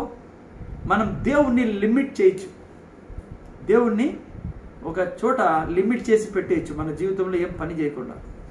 ఎస్, ఉదాహరణకి ఇర్మియా గ్రంథం 29:11 ప్రకారము నీ కొరకు నా కొరకు అన్ని మంచి ప్లాన్సే ఉండేది ఆయన దగ్గర, డబ్బు విషయమైన, ఆరోగ్య విషయమైన, అన్ని విషయాలు. కానీ మీరు 78:41 చదివితే, కీర్తన 78:41, కీర్తనలో 78:41 చదివితే ఇజ్రాయెల్ జనాంగము దేవుణ్ణి లిమిట్ చేసేసారట, దేవుణ్ణి వాళ్ళు స్టాప్ చేసి పెట్టేశారు. అక్కడ మీరు ఆ అధ్యాయం చదివితే ఎన్నో అద్భుతాలు చేసుకుంటూ వచ్చాడు దేవుడు ఇజ్రాయెల్ జనాంగం మధ్యలో. సామర్థ్యమైన కార్యాలు చేశాడు. సూర్యుడిని ఆపాడు, చంద్రుడిని ఆపాడు, సముద్రాన్ని భాగాలు చేశాడు, నీళ్ళని తాపించాడు, రాయిలో నుంచి సముద్రాలని నదులను తెప్పించాడు ఆయన, రాతిలో నుంచి మాంసం తినిపించాడు, బంగారు ఇప్పించాడు, భూమి ఇప్పించాడు, ఇండ్లు ఇప్పించాడు. ఇన్ని చేసినా ఆ వాక్యం చదివితే మీరు వాళ్ళు దేవుణ్ణి లిమిట్ చేసి పడేసినారు, స్టాప్ చేసేసినారు. ఈనాల ఈరోజు నేను చెప్పేది మీరు, దేవుడు ఫోర్స్ చేయడు నిన్ను నన్ను. మీరే చెప్పండి, ఆ ఓడలో 12 మంది ఉన్నారనుకున్నా, దేవుడు ఫోర్స్ చేశాడు ఎవరికన్నా? ఈవెన్ మీకు చెప్తున్నా, పేతురు కూడా ఫోర్స్ చేయలే దేవుడు. పేతురుకి తన వాక్యం ఇచ్చాడు, వాగ్దానం అడిగాడు పేతురు, అయ్యా నేను నడుస్తాను, నడవమన్నాడు. నువ్వు అధికారాన్ని వాడుకోకుంటే, వాక్యాన్ని వాడుకోకుంటే, దేవుని చట్టము నడుస్తూ ఉంది ఈ సృష్టిలో, నువ్వు ఆయన వాక్యాన్ని వాడుకోకుంటే నువ్వు పోలీస్ కదా, ఏం చేయనుడుగా అయిపోతాడో అట్లా అయిపోతావు. ఉదాహరణకు చూడండి, నువ్వు ఎప్పుడైతే నిలబడి రోగంతో యుద్ధం చేస్తావో, యుద్ధం చేయడం అంటే ఏదో బతిమలాడేది కాదు, దాన్ని గద్దించాలను, రోగాన్ని, దారిద్ర్యాన్ని గద్దించాలను, దురాత్మల్ని గద్దించాలి. నువ్వు పోవాలా వీధుల్లోకి, నువ్వు పిల్లిగుండ కాలనీలోకి పోవాలా, నువ్వు పోవాలా నందమూరి నగర్కి, పాతూరుకి పోవాలి, నువ్వు సిండికేట్ నగర్ పోవాలా. ఎస్, తుఫాన్లు ఎదురైతే పేతురుకి ఎదురైనట్లు, కానీ నువ్వు నడవాల్సింది దేవుని వాక్యం మీద. అప్పుడు అద్భుతాలు చూస్తావు, అప్పుడు నీ పేరు టీవీలో వస్తుంది, పత్రికల్లో వస్తుంది, అప్పుడు జనం వస్తారు నీ దగ్గరికి. ఎందుకంటే నువ్వు అద్భుతాలు చేసేవాడివి. ఈడ నువ్వు పడవలో కూర్చొని నన్ను ఎత్తుకొని పోదురా సిండికేట్ నగర్కి, చెయ్యిలా నా చేయి పట్టుకొని వాళ్ళ మీద అట్లా చేయడు దేవుడు, నీకు ఫోర్స్ చేయడు దేవుడు. దేవుడు మాట ఇచ్చాడు, వాగ్దానం ఇచ్చాడు, అది స్థిరమై ఉంది ఆకాశంలో. నేను మాత్రం తింటాను తాగుతాను సార్, నేను పడుకొని ఉంటా, వాళ్ళే నా మీద వచ్చి పడాలంటే ఎవరు పడరు. అదే క్రైస్తవులతోనే పెద్ద సమస్య, ముఖ్యంగా స్పిరిట్ ఫిల్డ్ పీపుల్తో. సో అందుకని మీరు లేచి గద్దిస్తే తప్ప ఆ చట్టము నీకు సహాయం చేయలేదు. ఉదాహరణ చూడండి, చిన్న ఉదాహరణ ఇస్తాను. సపోజ్ మీ పర్స్ ఎవరో లాక్కొని పోయినారు రోడ్లో, స్టైల్గా మనము పర్స్ వేసుకొని కొంతమంది వెనకలు పెట్టుకొని పోతారు, ఆడోళ్ళు పాపం సంఖ్యకు తగిలించుకుంటారు బ్యాగు. ఎవడైనా లాగి పరిగెత్తానని అనుకుందాం, నువ్వు పోతే పోండి, ఏం చేస్తావు, పాపం అన్నావు అనుకో, ఏం చేస్తానంటే నువ్వు చట్టాన్ని వాడుకోవడంలా, నువ్వు ఏం చేయాలా, పోలీస్ కంప్లైంట్ ఇవ్వాలా, అయ్యా నాది ఇలా చేయబడింది నా వస్తువుల్ని. అప్పుడు చట్టం ఏం చెప్తుంది, అలా చేసిన వాళ్ళకి శిక్ష. ఆ యొక్క చట్టము నీ జీవితంలో నెరవేరుతుంది. అలాగే ఆత్మీయ లోకములో, ఈ యొక్క సృష్టిలో దేవుని చట్టం నడుస్తూ ఉంది నీకు ఫేవర్లో, కానీ అది అంతకదే వచ్చి పడదు నీ మీద. దేవుడే దిగొచ్చి నిన్ను పట్టుకొని నీలో దూరి అలా ఎత్తుకొని పోండి నిన్ను గాలిలోకి, సిండికేట్ నగర్లోకో, పాతూరులోకో, అనంతపురంలోకో. లేదు, నాకు రాత్రి ఒక కళ వచ్చింది, ఇప్పుడే గుర్తొస్తాను, మీతో మాట్లాడతాను. నా జీవితంలో మొదటిసారి ఫస్ట్ ఈరోజు ఆ కళ వచ్చింది, నాకు చాలా మంచిగా అనిపించింది. పొద్దున్న లేచి ఆ కళ ఏంటంటే, పెద్ద ఆడిటోరియంలో మన చర్చ్ ఉంది, మనం ఈ స్థలం కొనుక్కోవడానికి చూసాం. దేవుడు నాకు కళలో పెద్ద ఆడిటోరియం చూపించి పెద్ద పెద్ద ఆఫీసర్స్ అంతా కూర్చున్నారు. మన వర్షిప్ టీం స్టార్ట్ అవుతుంది వర్షిప్ చేయించేదానికి. టక్కన నాలో వీళ్ళు కొద్దిగా ఇంకా మెత్తగా నిలబడుతున్నారు, వీళ్ళు సరిగా ఇంకా చురుకుదనం లేదని, అంటే ఆ కళలో వెంటనే నేను మైక్ తీసుకొని ఎగ్జాల్ట్ చేయడం మొదలుపెట్టా. అంటే ఏమంటుంది, ఎగ్జాల్టేషన్, ప్రోత్సహించడం మొదలుపెట్టా. ఓ ఆ ఆడిటోరియం నుంచి గుంపులు ఎక్కడెక్కడి నుంచి జనం వచ్చేసానట్లు. నాకు ఎంత ఉత్సాహం ఉందంటే, అప్పుడు వాళ్ళతో ఎగ్జాల్ట్ చేస్తానా, జనాలు వచ్చేసారు, రైట్ లెఫ్ట్ వచ్చేసారు. చాలా ఒక కోటీశ్వరుడు నాకు తెలుసు, బాగా డబ్బు గల వ్యక్తి, ఆయన భార్య కూర్చొని ఉన్నారు చర్చిలో. నేను ఎగ్జాల్ట్ చేస్తూ వాళ్ళని చూసాను, వీళ్ళు కూడా వచ్చారు చర్చికని. సో దేవుడు కళ ఇచ్చేసాడు నాకు. నేను ఇక్కడ కూర్చొని 3 పూట్ల ఆరగిస్తూ ఏమి మా పొద్దున సాయంత్రకు ఈడే కూర్చొని కడుపు మీద చేయి పెట్టుకొని అంటే ఈ కళగానే ఉండిపోతుంది. ఆమె అంటారే కోరికలే గుర్రాలు అయిపోయినాయి, ఆ టైప్ అయిపోతుంది పరిస్థితి నాది. సో నేనేం చెప్తున్నానంటే, మీరు దేవుని వాక్యము ఈ సృష్టిలో వ్యాపించింది. ఇక ఇండియాలో ఐపీసీ వ్యాపించింది. పోలీస్ యొక్క అధికారికి ఎంత అధికారం ఇవ్వబడిందంటే, ఆయన పోయి బ్యాందీ షాప్లో కూర్చొని దినమంతా గడపచ్చు, భార్య పిల్లలతో గడపచ్చు, లంచం తీసుకుంటూ తిరగచ్చు, ఏమి పనికిరాని వాడుగా అయిపోవచ్చు. లేకిన్ ఆ వ్యక్తే నిలబడితే అనేక మందికి న్యాయం ధర్మం చేయొచ్చు. ఎగ్జాక్ట్లీ స్పిరిచువల్ పవర్ నీకు నాకు ఇవ్వబడింది దీనికోసమే. పేతురుగిన నడవకోకుంటే పేతురు నడిచాడు అనేది మీరు ఈరోజు చదువుకోకుండా ఉండేవాళ్ళు. అమ్మ అర్థమవుతుంది నాయన?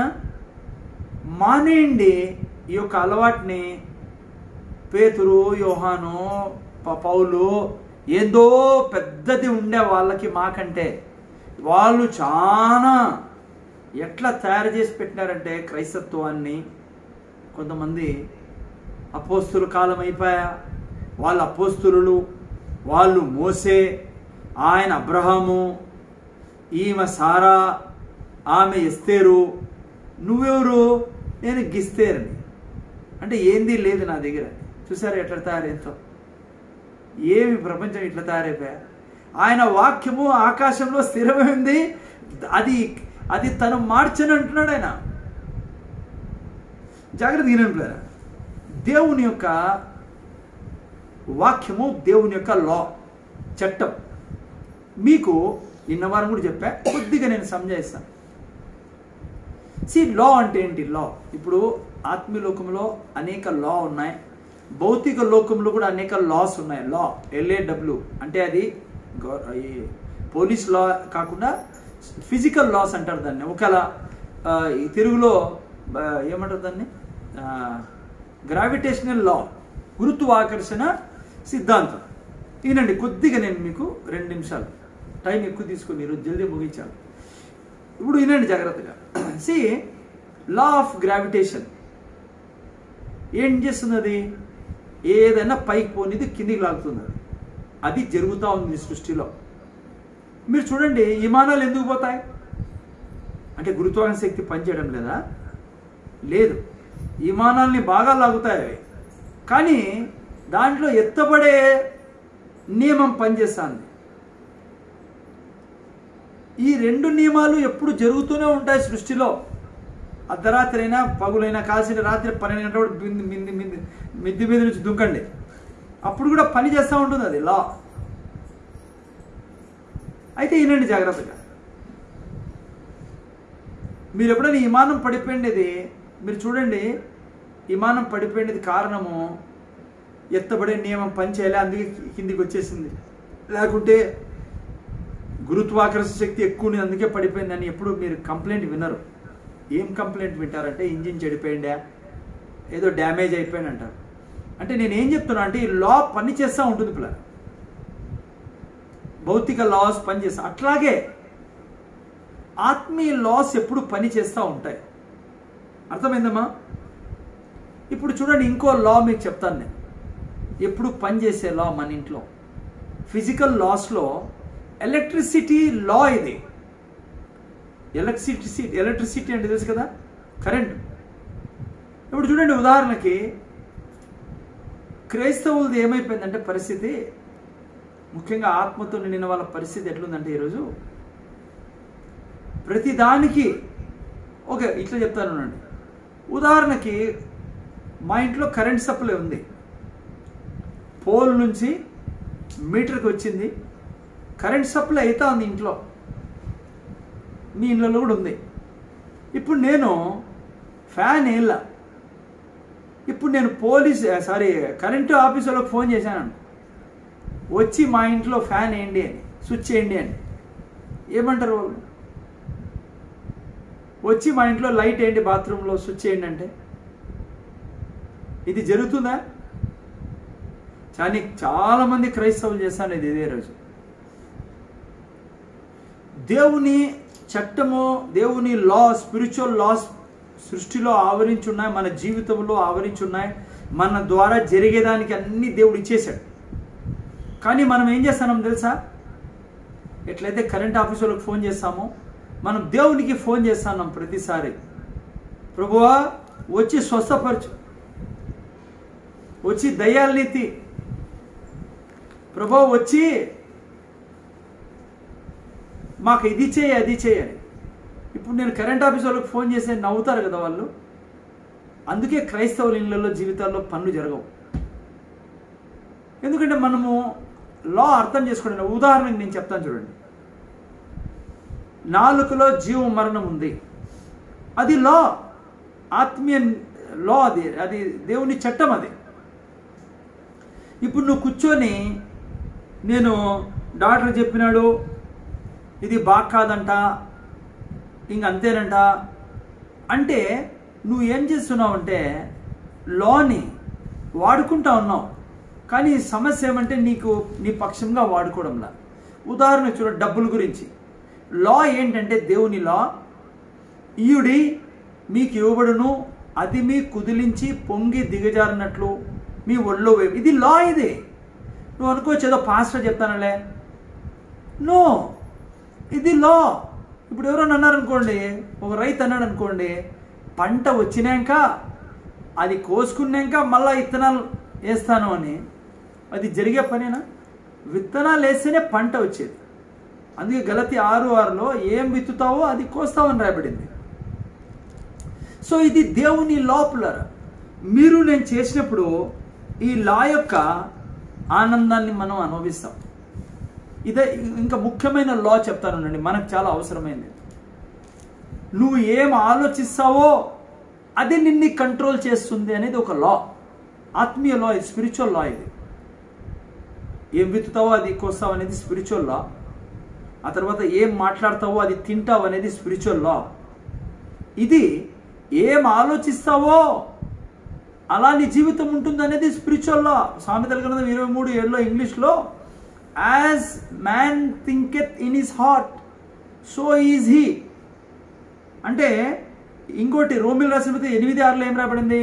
ఆత్మానుసారంగా జీవించువాడు సమాధానమును జీవమును కలిగి ఉంటాడు, శరీరానుసారంగా జీవించేవాడు మరణమును కలిగి ఉంటాడు. ఏంటి శరీరానుసారంగా జీవించడం అంటే? మనలో అనుకుంటే సిగరెట్లు తాగేది, బీడీలు తాగేది, లేకుంటే ఏదో సినిమాలు చూసేది, అవి కూడా ఉండొచ్చు. కానీ ముఖ్యమైనది ఏమంటే శరీరానుసారంగా నడవడంలో వచ్చే మొదటిది పాయింట్ ఏమంటే నీ మైండ్లో ఏం ఆలోచిస్తున్నావు అనేదే శరీరానుసారం నడవడం.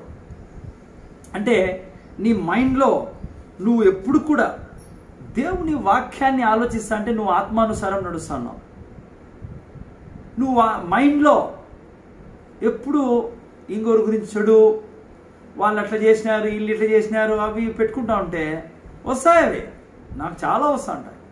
కానీ దాన్ని పక్కన పడేస్తా ఉండాలా. దేవుని యొక్క వాక్యాన్ని తీసుకుని నేను దాన్ని ధ్యానించినప్పుడు నేను ఆత్మానుసారంగా జీవిస్తాను. ఇమాజిన్ చేసినప్పుడు, మెడిటేట్ చేసినప్పుడు అప్పుడు నాలో జీవం ఉంటుంది, సమాధానం ఉంటుంది. శరీరానుసారంగా నడిస్తే అంటే నువ్వు ఎప్పుడు రాంగ్ థింకింగ్లో ఉంటే నీకు డెత్తే ఉంటుంది. అది లా. చూడండి, క్రైస్తవుల్లో ఎప్పుడన్నా మీరు చూసారా? ఏలబడి ఉంటుంది ఫేస్. కొంతమంది ఏం మాట్లాడినా కోపంగా మాట్లాడతారు, భర్త మాట్లాడినా కోపంగా మాట్లాడతారు, భార్యతో కసురుకొని మాట్లాడతారు. ఎందుకంటే వాడి మైండ్లో ఎంతో ఆలోచిస్తాడు వాడు. నాకు అప్పుడే అర్థమైపోతుంది. ఎప్పుడన్నా మీ భర్త కోపంగా మాట్లాడాడు అనుకో, అదే ఆ రోజు ఏమైనా పండ్లు దిక్కలేదని కాదు అర్థం. పండ్లు దిక్కలేదు అందుకే కోపంగా మాట్లాడుతున్నానని కాదు అర్థం. మైండ్లో ఏదో ఫ్రస్ట్రేషన్ ఉంది, అందుకే కోపంగా మాట్లాడుతున్నాడు. అందుకే కోపంగా ఎవరైనా మాట్లాడినప్పుడు నీకు నాకు అర్థం కాలే ఎందుకు అట్లా మాట్లాడతారంటే ఈ లోపల ఏందో ఉంది ఆలోచనలో. సో అందుకే దేవుడు ప్రేమించమంటాడు ఇతరులని. సో ఓకే, ఇక్కడ చూస్తే ఇది చాలా ఇంపార్టెంట్ లా. ఏంది? ఆత్మానుసారంగా జీవిస్తే నువ్వు జీవం కలిగి ఉంటావు, సమాధానం కలిగి ఉంటావు. శరీరాన్ని ఈ చట్టం ఇది. ఈ చట్టానికి విరోధంగా ఎవరు సక్సెస్ కాలేరు. ఒక చోట నేను సాక్ష్యం చదివా. మనలాగే ఒక చర్చిలో ఏమైందంటే, ఒక చోట బాగా చర్చ్ ఇట్లే మనలాగే పాపము కొద్దిగా అంటే ఇంకా మనం ఆ స్టేజ్కి పోలేదనుకో, లోన్ తీసుకొని పాపం చర్చి కట్టారు. కట్టినప్పుడు లోన్ తీసుకొని ఆ టైంలో బాగా చర్చిలో అంతా బాగా ఎంప్లాయీస్, ఒక ఫ్యాక్టరీ ఉండేది ఆడ, ఫ్యాక్టరీ పెద్ద ఫ్యాక్టరీ. అక్కడ 60% చర్చికి వచ్చే వాళ్ళే ఎంప్లాయీస్. సో మంచి శాలరీస్ ఉన్నప్పుడు అందరూ కలిసి ఒక బ్రహ్మాండమైన చర్చ్ కట్టుకున్నారు పాపం. ఎట్లా కూడా లోన్తో తీరుస్తాం. అయితే ఏమైందంటే ఆ యొక్క సంఘంలో కొంతకాలానికి ఆ ఫ్యాక్టరీ మూతపడిపోయింది. అయితే ఎప్పుడైతే ఫ్యాక్టరీ మూతపడిందో 6 నెలల వరకు ఉద్యోగాలు అందరూ కోల్పోయారు. దాదాపు చాలా కష్టాలు ఉన్నారు. అయితే ఆ పాస్టర్ ఏం చేశారంటే, ఫ్యాక్టరీ ఇంకా కట్టకముందే, అంటే లైక్ చర్చ్ ఆరంభం నుంచి ఒక అలవాటు పెట్టాడు ఆ చర్చిలో. అదేమో తెలుసా? వాళ్ళకు కన్ఫెషన్ లిస్ట్ ఇచ్చి ఆ కన్ఫెషన్ చేపించేవాడు పిల్లలు. ఆయన మన సండే చేస్తాం మనం కన్ఫెషన్, గుర్తుందా మీకు? వాక్యం కోసము, సంఘ అభివృద్ధి కోసం చేస్తాం మనం. వాళ్ళ చర్చిలో ఆ పాస్టర్ ఏం చేశాడంటే ఇంట్లో కూడా లిస్ట్ ఇచ్చాడు. మీకు ఇచ్చామనుకోండి, అవి ఆడిపోయినాయో మనకు తెలియదు. మీకు అందరికీ లిస్టులు ఇచ్చిన దినాలు ఉన్నాయి. నేను డబ్బు గురించి కన్ఫెస్ చేయమని, ఆరోగ్యం గురించి, పిల్లల గురించి, మరి ఎంతమంది చేస్తున్నారో తెలియదు, కానీ మీరు లా ఇంప్లిమెంట్ చేస్తున్నారు ఒకవేళ ఇంట్లో చేస్తా అంటే. అయితే ఈ చర్చిలో అట్లా చేశాడంట పాస్టర్, ముందు నుంచే చేసినారు వాళ్ళు. చర్చిలో కూడా చెప్పేవాడు, మీరు నమ్ముతారు లేదో, మనం చేస్తానే కన్ఫెషన్. ఇప్పుడు 8 ఏళ్ళు అవుతుంది, ఈ 27 వస్తాయి అంటే దాదాపు జూలై నుంచి స్టార్ట్ చేసాం మనం చర్చ్ అఫీషియల్గా. మీరు నమ్ముతారు లేదో, నేను ఏమైతే కన్ఫెస్ చేపిస్తానో మీతో ఆ యొక్క దిశలో పోతున్నాం పిల్లలు. మీరు గమనించారు లేదు? నేను చర్చ్ ఆరంభం చేసినప్పుడు నిజం చెప్తాను, నేను మీకు నాకంత జ్ఞానం లేదు, వాక్య జ్ఞానం. మనం ఎంత కన్ఫెస్ చేస్తానమో దేవుడు నాకు వాక్య జ్ఞానం ఇస్తాడు, మీరు నేర్చుకుంటున్నారు. అనేక మంది నాకు చెప్పారు, చిన్న మందైనా మనము చాలా బలంగా దేవుడు మనల్ని నేర్పించుకుంటే తీసుకుపోతాడు. ఎందుకు? ఈ లా ఇంప్లిమెంట్ చేస్తాను మనం. సో ఏమి ఈరోజు ఉదయకాలం నేను నేర్చుకుంటాను, ఆ ఫ్యాక్టరీలో ఎప్పుడైతే వాళ్ళు కన్ఫెస్ చేస్తానో 6 నెలల వరకు ఏం లేదంట పాపం. 6 నెలల తర్వాత ఏమైందో తెలుసా మీకు? ఆ యొక్క లా ఇంప్లిమెంట్ చేయడం వలన ఆ ఫ్యాక్టరీ బంద్ అయింది. 6 నెలల తర్వాత అదే సిటీలోకి ఎన్నో కంపెనీస్, అంటే ఆ యొక్క స్టేట్లో, ఆ రాష్ట్రంలో ఆ సిటీనే అన్నిటికంటే రిచెస్ట్ ఎకనామికల్ సిటీగా మారిపోయిందంట. మీరు నేను మార్చచ్చు పిల్లలు అనంతపురాన్ని. ఎందుకంటే లాని ఇంప్లిమెంట్ చేస్తున్నాం, లాని ఫాలో చేస్తున్నాం. మీకు కనపడకపోవచ్చు రిజల్ట్ వెంటనే, తగిన సమయమందు. నేనైతే ఈ యొక్క కన్ఫెషన్ యొక్క పూర్తి లాభాన్ని పొందుకుంటాను. ఇంకా చాలా చూడాలి మనం. సో ఎందుకు ఈ యొక్క ఉదాహరణ చెప్తున్నానంటే, ఇది స్పిరిచువల్ అథారిటీ గురించి నేర్చుకుంటాను. స్పిరిచువల్ అథారిటీ మీ జీవితంలో పని చేయదు మీరు ఈ యొక్క వాక్యాన్ని, లాని ఇంప్లిమెంట్ చేయకుంటే. మీ ద్వారా ఎప్పటికీ దేవుని మీద ఆధారపడతా అంటే ఫ్రస్ట్రేట్ అయిపోతావు. నువ్వు నీ భాగాన్ని చేస్తేనే. అర్థమైందా? మనము జెనెటిక్ గురించి చాలా మాట్లాడుకుంటా ఉంటాం. ఇది సైతాన్ యొక్క పెద్ద వెపన్ ప్లాన్, ముఖ్యంగా స్పిరిట్ ఫిల్డ్ పీపుల్. వాడు ఏం పెట్టేశాడంటే, నువ్వు ఏసే తిన్న దెబ్బ చేత నీకు స్వస్థత లభించింది, అన్నీ బాగున్నాయి, కానీ మీ పితరుల వలన వచ్చిన అనారోగ్యం ఏం చేస్తాను దాంతో? ఇప్పుడు ఆడిపోయిన డాక్టర్లు కూడా ఎట్లా తయారంటే, మా చిన్నతనంలో ఎప్పుడు అడిగేవాళ్ళు కాదు జెనెటిక్ గురించి. ఇప్పుడు ఆ డాక్టర్లే ఫస్ట్ అనుమానం వేస్తారు. పోతే మీ ఇంట్లో ఎవరికైనా ఉన్నా అంటే నువ్వు నా దగ్గరికి ఎందుకు వచ్చినావని అర్థం. మళ్ళీ నువ్వు ఎందుకు సార్ డాక్టర్వి? చూసారా, యాడేరికి ఇచ్చేసేసాడు. మీకు నాకు జెనెటిక్తో ఎటువంటి సంబంధము లేదు. ఉంది, ఎస్, మీ బాడీ యొక్క పరిస్థితి, ఈ యొక్క బ్లడ్ పరిస్థితి. కానీ ఏ రోజు యేసు ప్రభువుని రక్షకుడుగా అంగీకరించావో నువ్వు ఆ రోజు నుంచి అన్నిటికీ స్టాప్ పెట్టేశావు. ఇప్పుడు నువ్వు స్టాప్ పెట్టేశాను కదా అని బోట్లోనే కూర్చుంటే నువ్వు నడవలేవు అద్భుతంలో. నువ్వు లేచి నిలబడాలి ఆ యొక్క అనారోగ్యానికి విరోధంగా, ఆ జెనెటిక్ ప్రాబ్లంకి విరోధంగా. నువ్వు నోరు తెరిచి మాట్లాడు. నేను ఒక సాక్ష్యం గుర్తొచ్చింది, మీకు చెప్తాను సాక్ష్యం. అందుకనే నేను యాకోబు గ్రంథం 3లో మీకు చాలాసార్లు చెప్పాను, ఎవరు నోటి మాట ద్వారా తమ నోటి మాట ద్వారా తన శరీరాన్ని జాగ్రత్తగా పెట్టుకోవచ్చు అని రాయబడింది. నువ్వు సాతాన్ని ఎదిరించాలా, రెసిస్ట్ చేయాలా డెవిల్ని. Devil, in the name of Jesus I command you to leave this place. బాడీకి చెప్పాలి, నువ్వు జెనెటిక్తో నాకు సంబంధం లేదు, ఇది జరగకూడదు. అది నెల కానీ 2 నెలలు కానీ నువ్వు you had to speak to the mountain. Charles caps అని నేను బుక్స్ చాలా ఉండే, చాలామందికి ఇచ్చాను నేను. చాలా మంచిగా రాస్తాడు ఆయన. మత్తయి సువార్త, మార్కు సువార్త 11:24లో కొండను చూసి యేసుడు పోయి సముద్రంలో పడమని చెప్పమన్నాడు ఆయన. మీరు చూస్తే యేసు ప్రభు కూడా చెట్టుతో మాట్లాడాడు. అప్పుడే యేసు ప్రభు అన్నాడు కొండతో మాట్లాడమని. ఇది ఒకసారి ఏం జరిగిందంటే, ఒక పాస్టరు అతనికి పండ్లో నొప్పి ఉన్నది, పండ్లు నొప్పి, గమ్స్లో నొప్పి ఉన్నది. 15 రోజుల నుంచి చాలా బాధపడతా ఉన్నాడు. మంచి దైవజనుడు. మీరు చూస్తే థ్యాంక్స్ చెప్తాడు, వాక్యం తెలిసినాడు, బాగా మనలాగా కన్ఫెస్ చేస్తాడు, అన్నీ చేస్తాడు. 15 రోజుల నుంచి పీడ పోవడంలా. ఈ చాల్ క్యాప్స్ ప్రీచింగ్ వింటానంట ఆయన. దాంట్లో చాల్ క్యాప్స్ చాలా బాగా ప్రీచ్ చేశాడు. 11:24 మత్తయి సువార్త 11:23 సారీ. నువ్వు ఈ కొండను చూసి సముద్రంలో పడమని చెప్పినప్పుడు అది పడుతుంది అని. వెంటనే ఈ దైవజనుడు ఏం చేశాడంటే, తన యొక్క వ్రేలును తీసుకొని తన పండ్ల మీద పెట్టి, తన పండుగ చెప్పాడంట, గమ్స్కి చెప్పాడు, నువ్వు ఈ ఇన్ఫెక్షన్ని రెసిస్ట్ చేయని దానికి ఆజ్ఞాపించాడు. ఇన్ఫెక్ట్ కాకుండా చూడు నువ్వు. ఆ తర్వాత ఆ యొక్క నొప్పితో అన్నాడంట, శరీరం నుంచి బయటికి పో, పండ్లలో నుంచి. 10 నిమిషాల తర్వాత బాగింది. ఎందుకు ఈ ఎగ్జాంపుల్ ఇస్తున్నానంటే, నేను చట్టంలో ఏం రాయబడిందో దానికి వాడుకునే అర్హులంపుల. దేవుని వాక్యం ఒక చట్టం. చూడండి, ఒక వాక్యం చదివిస్తాను, నేను తొందర ముగిస్తున్న. యెషయా గ్రంథం 45 జస్ట్ ముగిస్తాను నేను, కొంచెం సేపు ఉన్నాను. 45:11 చూడండి. ఇంగ్లీష్లో చాలా బాగా రాయబడింది. నేను ఇంగ్లీష్లో చదువుతాను, తెలుగులో కూడా చదువుతాను. ఇంగ్లీష్లో బాగుంటుంది. Thus says the Lord, the Holy One of Israel, and the one who formed him. Ask me of the things to come. Will you command me concerning my children? మీరు చూస్తే ఇంగ్లీష్లో చాలా బాగా వచ్చింది. కమాండ్ మీ, ఆజ్ఞాపించును. తెలుగులో సరిగా రాలే ట్రాన్స్లేషన్. కమాండ్ మీ అంటే ఏమో తెలుసా? ఏదో దేవునికి ఆజ్ఞాపించేది కాదు.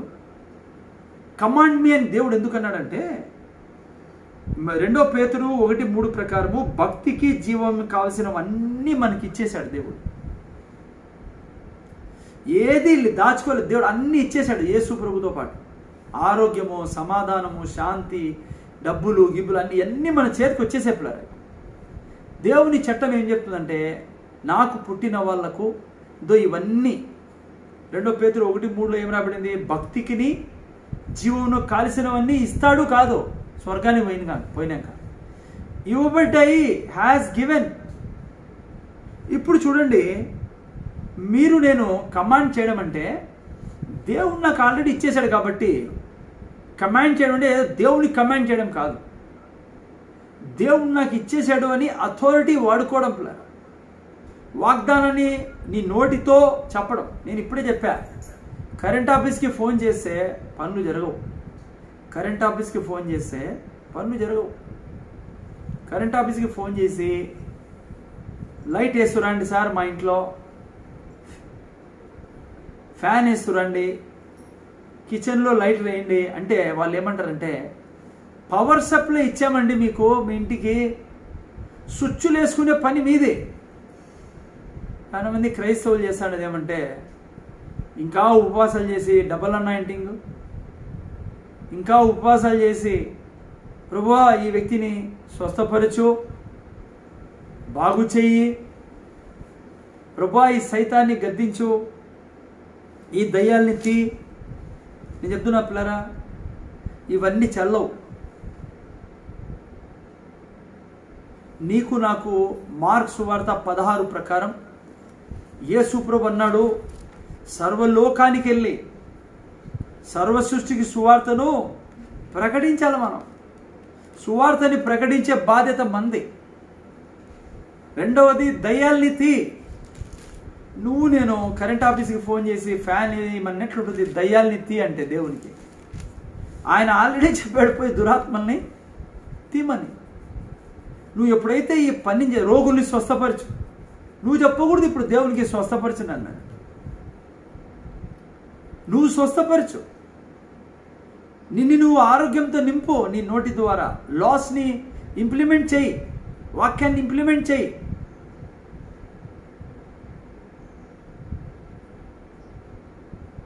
చచ్చిపోయిన వారు లేపు 10:8 మత్తయి సువార్త. కుష్ఠరోగుల్ని స్వస్థపరచు, శుద్ధి చే కుష్ఠరోగులు. ఈరోజు ఏం నేర్చుకుంటామంటే స్పిరిచువల్ లా గురించి మాట్లాడుతూ అథారిటీ గురించి, స్పిరిచువల్ అథారిటీ గురించి దేవుని వాక్యము లా అనేది నేర్పించాను నేను. ఎలక్ట్రికల్ లా, గ్రావిటేషనల్ లా, పోలీస్కి లా, దేవుని వాక్యం లా. పేతురు అడిగాడు, నేను నడుస్తా, వాక్యం ఇమ్మన్నాడు. దేవుడు వాక్యం ఇచ్చాడు అంతే, ఎత్తుకొని రాలే పేతురుని నీళ్ళ మీదకి. నడుస్తూ నడుస్తూ మునిగిపోయాడు. కానీ మునిగిపోవడానికి కారణం ఏంటి? దేవుడి కోరికనా మునిగిపోవాలని? దేవుని కోరిక నడవాలని.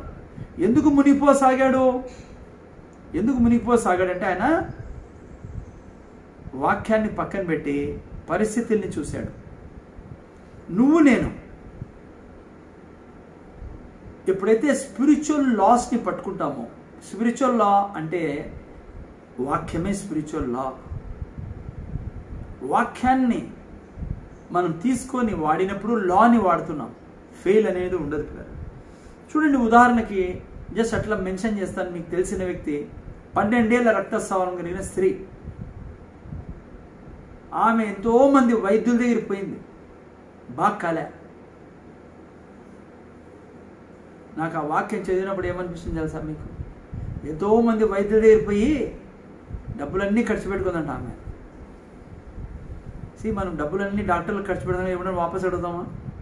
సంతోషం ఖర్చు పెడతాం డాక్టర్లకి, మళ్ళీ అడిగే కూడా ఉండదు మనకి. పాప మీ దగ్గర ఆ పరిస్థితి అంతా ఖర్చు పెట్టుకుంది. నాకు అనిపించినప్పుడు మనం దేవునికి ఇచ్చేదానికి ఎంతో బాధపడతాం. డాక్టర్లు మన దగ్గర డబ్బులను తీసుకుని మనకు బాగా కాకుండా మనం అడగం.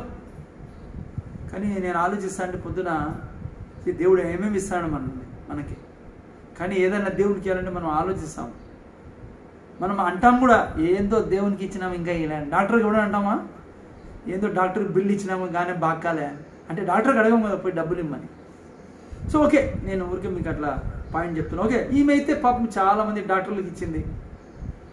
కానీ తను యేసయ్య ముందున్నా బాగుపడేదా? యేసయ్య దగ్గర ఉన్నా కూడా ఎప్పటివరకైతే ఆ లాని ఫాలో చేయదో, ఈమె మీకు నాకు బాగా తెలుసు మత్తయి సువార్త 9లో మీరు చూసినట్లయితే, మార్కు సువార్త 5లో ఈమె 2 లాస్ని ఫాలో చేసింది. ఒకటి ఆమె చెప్పేది, నేను ఆయన్ని ముట్టుకుంటే, మీకు ఏదో తెలిసిన విషయం కాబట్టి నేను చదివడంలా, నేను ముట్టుకుంటే స్వస్థత పొందుతా, ఇంకా పొందలే, లాని ఇంప్లిమెంట్ చేస్తాను చూడండి. ఆ తర్వాత రెండోది ఏం చేసిందంటే, నేను ఆయన ముట్టుకుంటే స్వస్థత పొందుకుంటా అనేది చెప్తా ఉంది, అంటే కన్ఫెషన్ చేస్తూ ఉంది. రెండోది తను ఇంప్లిమెంట్ చేసిన లా ఏంటంటే తన జీవితంలో పోయి పట్టుకుంది. ఆ పట్టుకునేటప్పుడు ఆమె ప్రాకాల్సి వచ్చింది, కింద తన హెమ్ పట్టుకుంది, కింద భాగాన్ని పట్టుకుంది. మరి అంత గుంపులో ఆడ పట్టుకోవాలంటే ఖచ్చితంగా మరి నిలబడుకొని యేసుప్రభు ఏమన్నా అన్నాడు, ఆడ ఎవరితోనో మాట్లాడుతున్నాడేమో, ఆమె వంగి, మరి నేను అట్లా ఇమాజిన్ చేస్తానా, పాక్కుంటూ పోయి, ఎందుకంటే తను లాని అర్థం చేసుకుంది. మరి ఎవరు ప్రీచ్ చేశారో, ఏ చర్చికి వెళ్ళిందో తెలియదు మనకి. అప్పుడు మనం లేం కదా ఆ టైంలో, ఇంకా ఓపెన్ చేయలే, మేము ఢిల్లీలో కూడా లేము ఆ టైం. సో మనకు తెలియదు ఎక్కడ పోయి ఏ చర్చిలో తెలుసుకుందో లా. మొత్తానికి లా ఫాలో చేయకుంటే ఏమయ్యేది, ఆమె డాక్టర్ల దగ్గర పోయింటే ఏం బాగాలే, యేసు ప్రభు కూడా వస్తాడంటే పోయింటే అడిగి ఏం బాగాలే, నా కర్మ అనుకునేది ఆమె. కానీ ఆమెకు ఎవరో మంచిగా బోధించారు, అమ్మా దేవుని శక్తి ప్రవహిస్తాందిరా, కరెంటు వైర్లో లైట్ ప్రవహిస్తానట్లుగా. స్విచ్ చేస్తే నువ్వు ఫ్యాన్లో కూర్చోవచ్చు, లైట్లో కూర్చో, దేవుని శరీరం అంతా శక్తి ప్రవహిస్తుంది యేసు ప్రభులో. నువ్వు ముట్టుకుంటే నువ్వు స్వస్థత పొందుకుంటావు. ఎందుకంటే నేను చూసినాను, ఆయన బర్తిమైకి ముట్టుకున్నాడు, స్వస్థత పొందాడు. నేను చూశాను ఆయన మాట్లాడితే లాజరు వచ్చేసాడు.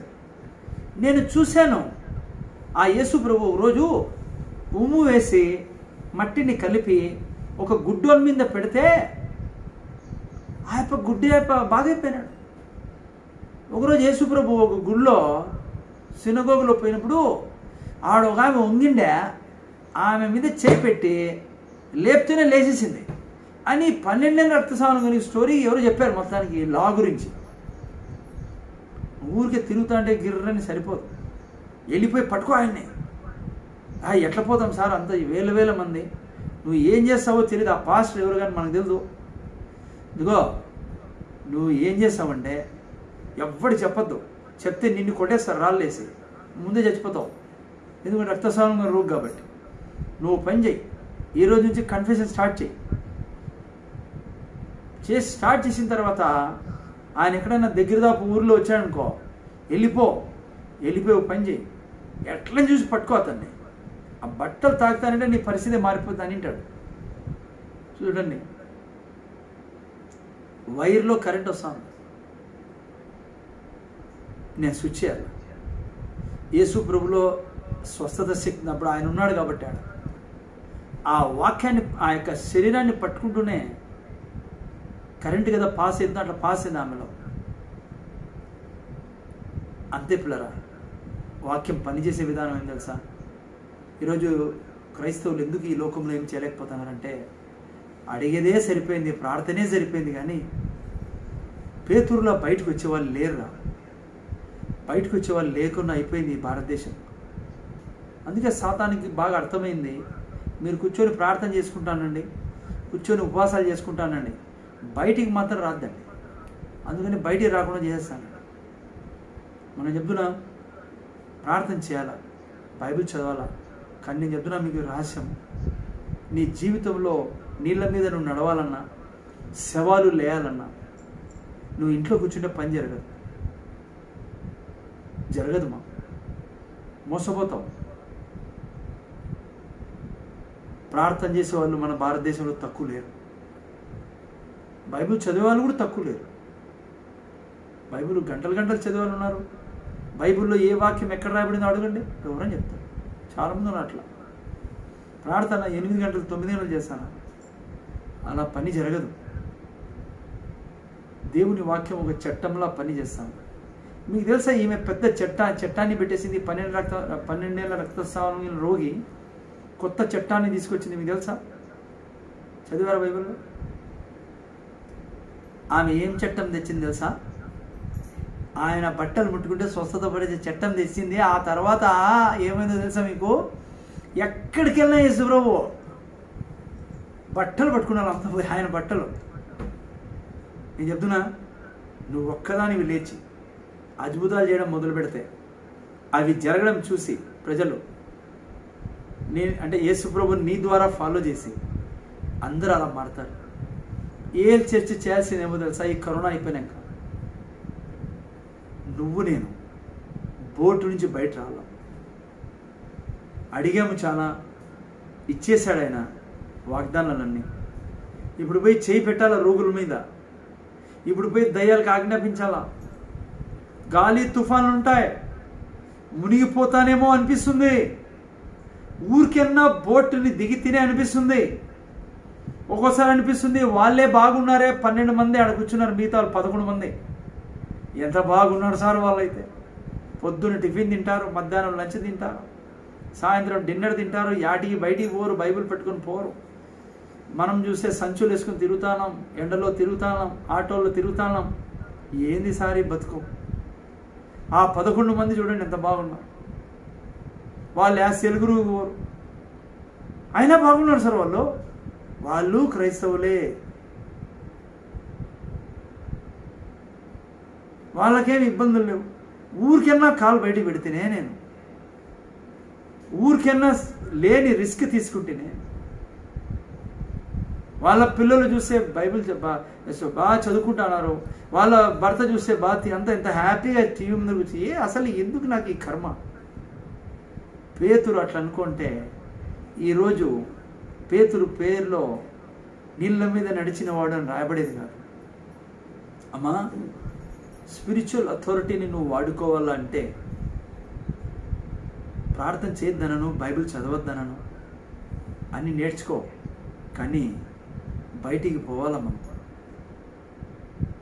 దయ్యాల్ని తీసినప్పుడు నీకు భయం వేస్తుంది, నీకేదో ఫీలింగ్స్ రావచ్చు, కానీ పేతురులా భయపడకు.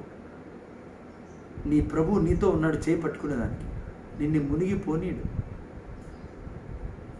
నువ్వు నేను ఏ ఫీలింగ్స్ మన ముందర ఎదురైనా, ఏ కష్టాలు ఎదురైనా, ఏ గాలి తుఫాన్ వచ్చినా, మనం నడుస్తాండేది బండ మీద కట్టుకున్నాయి. మనం బండ మీద ఇల్లు కట్టుకున్నాం కాబట్టి పాతాల ద్వారంలో దాని ఎదుట నిలవనేరు.